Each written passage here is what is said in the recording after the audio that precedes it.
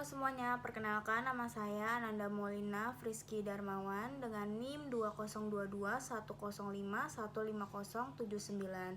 Pada video kali ini kita akan belajar bagaimana cara melakukan uji Wilson menggunakan software JASP.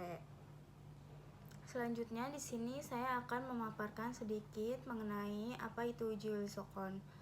Uji Wilson sendiri adalah uji non-parametrik untuk membandingkan dua set data berpasangan, misalnya data pretest dan data posttest dari kelompok yang sama.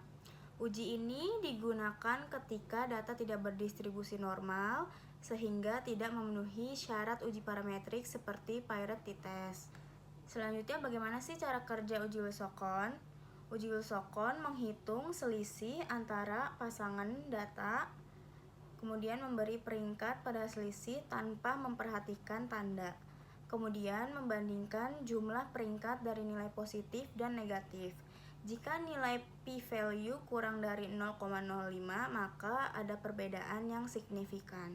Selanjutnya, kapan sih digunakan uji Wilson? Uji Wilson digunakan ketika data berpasangan, misalnya data pretest dan posttest. Selanjutnya ada sampel kecil, kemudian data tidak berdistribusi normal, dan skala data ordinal atau interval tapi tidak normal. Di sini saya akan mencontohkan penggunaan, yaitu menilai efektivitas pelatihan manajemen emosi pada remaja yang membandingkan skor kemampuan mengelola emosi sebelum dan sesudah pelatihan menggunakan uji Wilson. Sebelum kita masuk ke analisis utama menggunakan uji Wilson, sangat penting untuk terlebih dahulu melakukan uji normalitas terhadap data yang kita miliki. Kenapa sih ini penting? Karena uji normalitas akan membantu kita menentukan apakah data memenuhi asumsi distribusi normal atau tidak. Mari kita mulai langkah-langkahnya di JASP. Langkah pertama, kita buka aplikasi JASP, kemudian kita klik menu file, lalu kita klik open, komputer, kemudian ke browse, kita pilih file data yang kita miliki. Kita tunggu datanya. Di sini sudah terlihat datanya pretest dan posttest. Karena kita ingin uji normalitas terlebih dahulu, kita klik t-test. Kemudian kita klik Pirate samples t-test. Kemudian kita pindahkan pretest ke variables pairs. Kemudian posttest juga kita taruh ke variabel pairs. Selanjutnya kita lihat di sini ada asumsi checks. Kita klik bagian normality. Kita tunggu.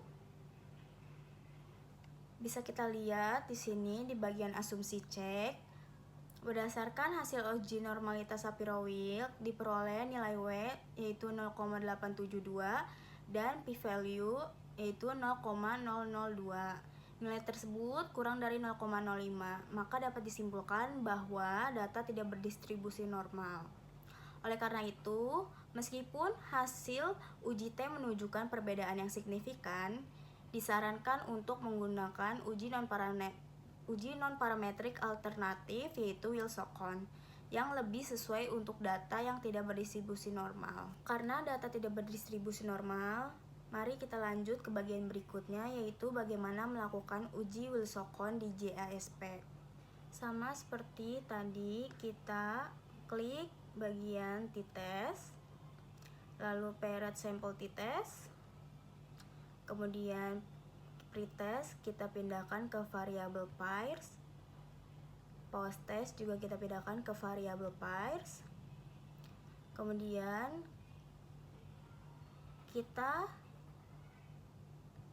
hapus centang student dan kita lanjutkan centang bagian Wilson ini.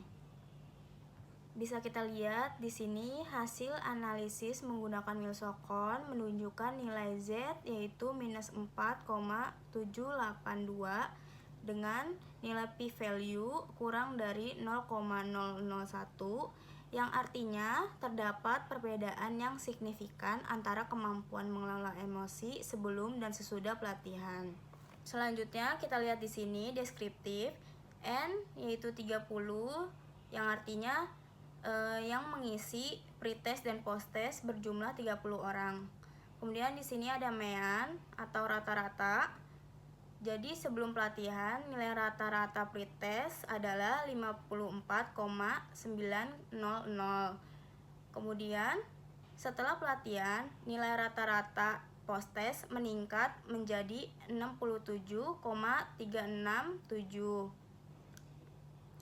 Hal ini menunjukkan adanya peningkatan kemampuan mengelola emosi pada remaja setelah mengikuti pelatihan manajemen emosi. Dengan demikian dapat disimpulkan bahwa pelatihan manajemen emosi efektif dalam meningkatkan kemampuan remaja untuk mengelola emosinya. Demikian tutorial singkat mengenai bagaimana melakukan uji Wilsocon di JASP untuk data pretest dan posttest setelah pelatihan manajemen emosi.